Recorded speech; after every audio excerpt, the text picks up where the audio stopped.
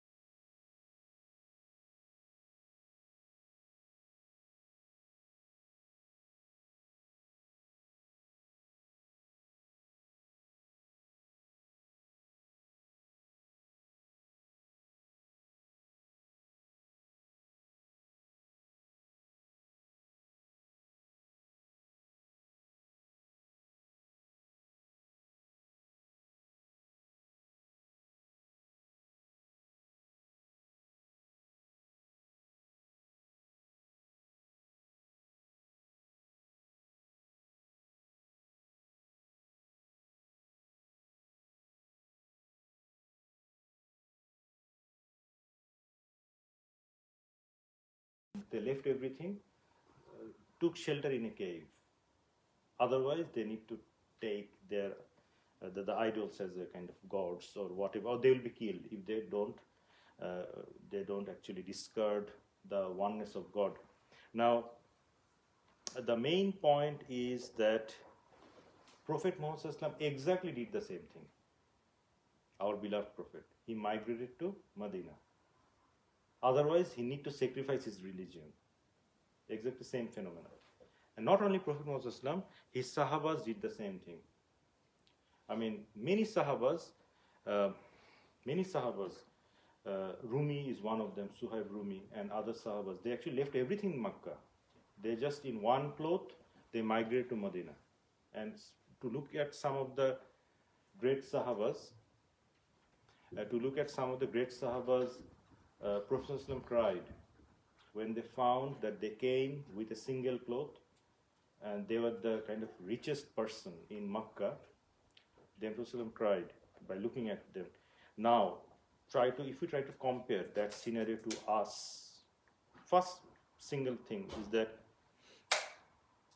can we struggle to ask for a prayer time in our workplace, in our schools? These are the important questions to think. So compared to that scenario, this is insignificant basically. But are we really doing it? There are many schools, I came to know from the students that they don't have Juma facilities because only few students are there, even less than 3. So which is really shocking at that moment. So we should try to think. And also in workplace, I mean, are we really asking our supervisor that we need a prayer time? Definitely, sometime, Juma, some break. So all these things, I mean, if anything bad happens, I mean, we need to think about that story. They struggled a lot and Allah saved them basically. So this is one of the questions we need to ponder. Second point, the successful projects, interesting that the successful projects are opened with dua. That's why the people of the cave, when they took shelter in the cave, they made the dua. They made the dua. Rabbana atina min ladunka rahma wa hayyi lana min amrina rashada. O Lord, grant us your mercy and find us a way out of your mercy, basically. So find us a way to recover our ordeal. Actually, the translation is just kind of accommodating some words. You try to make it complete, but which means, oh Allah, look after our dunya and akhirah in a simple way. Look after our ordeal, look after our trouble, look after our everything that is going on, and you are completely aware of that. So solve any problem that we have. It's a very comprehensive words, but it encompasses any goodness, solve any problem of the life. So the thing is that even in our job place, if we struggle to get a situation to, of course, I mean, that is almost proven that if someone try, Allah immediately helps.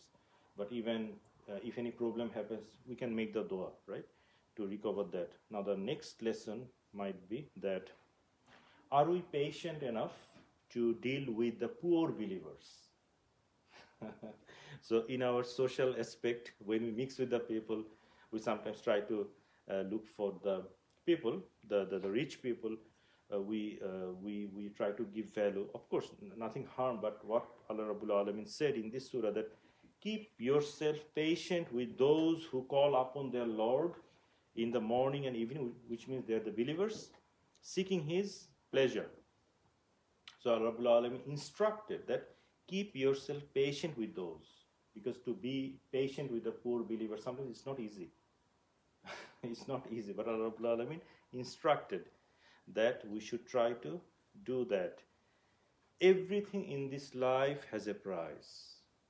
Next lesson. Everything in this life has a price. For example, if we want to acquire knowledge, we need to spend sleepless nights, go through. If we want to do a charity work for the path of Islam, we need to sacrifice many things. Without sacrifice, nothing can be achieved. And this is what is that, because the Jannah is expensive.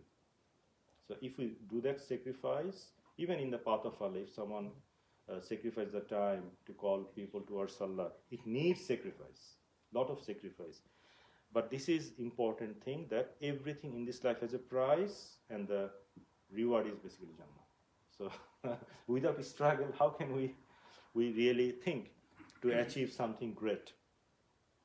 Now, one of the very important lesson I found is that one of the most complete and beneficial quality one can possess in this world is knowledge with piety or piousness.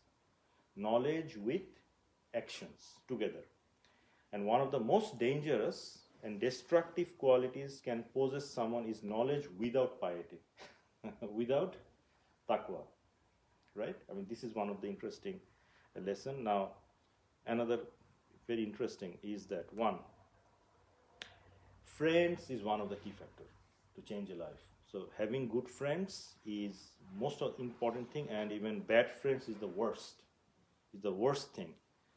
Now, another really interesting insight is that engaging in zikr, this is interesting, key point, engaging in zikr a lot helps to provide a sound opinion in every cases.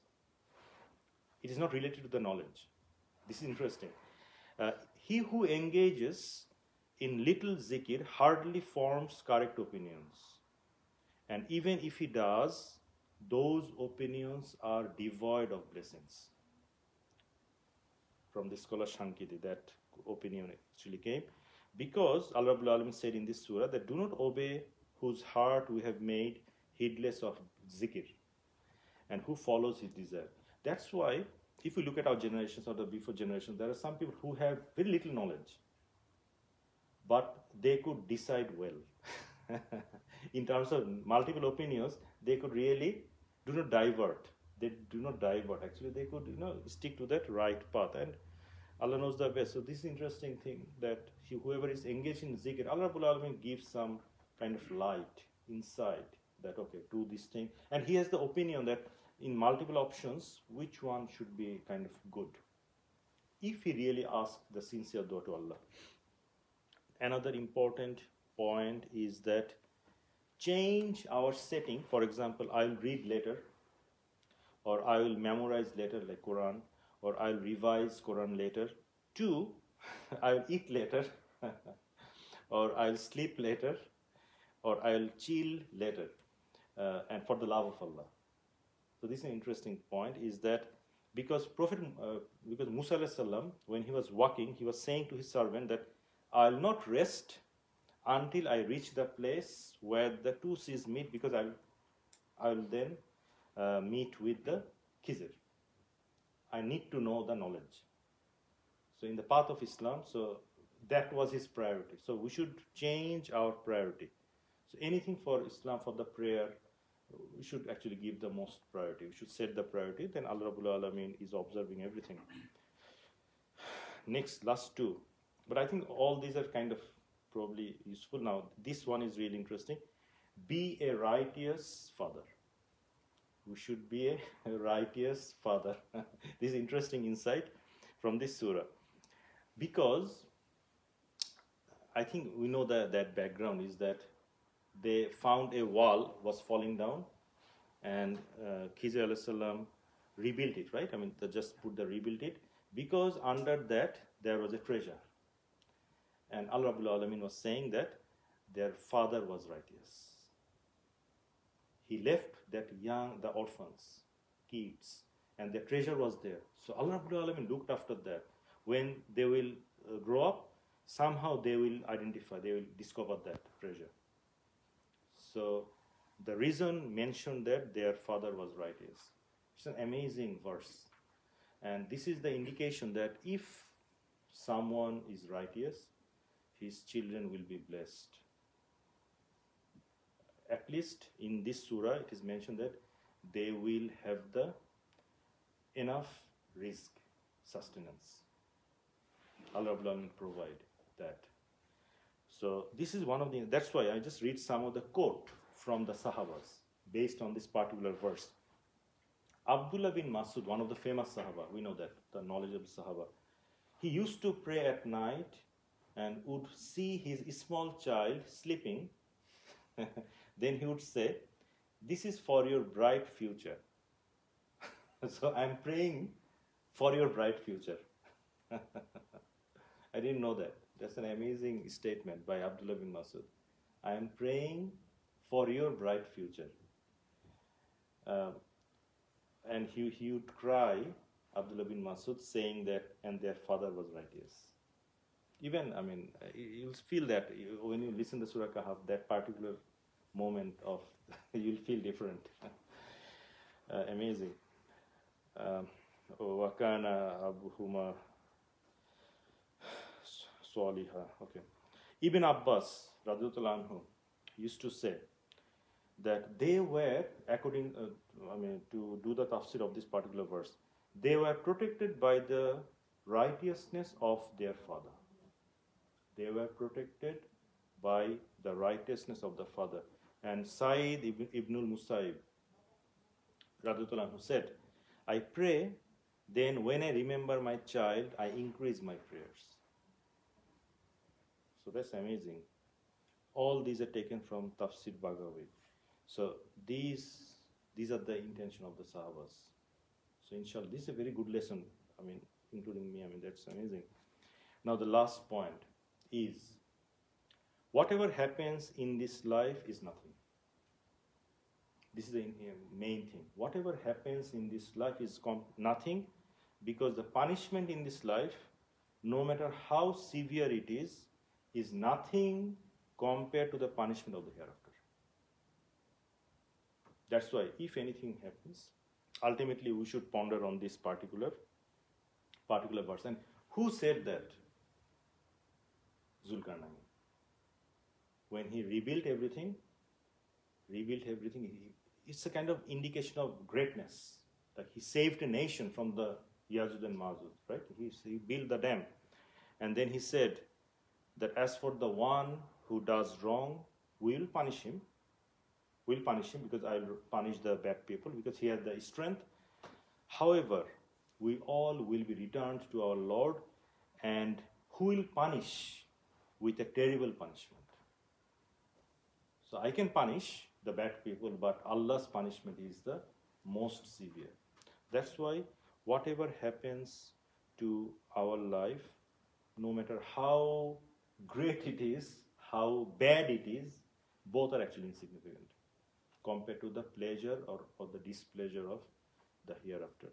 So I think these are there are many lessons to find out, but may Allah Rabbul Alameen give us the knowledge and make it useful knowledge, so that we can apply that and change our life and give us the direction, like being a righteous father for our generation, or to give the value of the hereafter, right? To change the life pattern, to not to do it later. Any Islamic work, just giving the highest priority, and the worldly pleasure the least priority. If we can go to that level, that is the best thing that probably we can achieve. May Allah Rabbul Alameen give us the understanding and hidayah, inshallah. أقول قولي هذا واستغفر إنه على كل شيء قدير.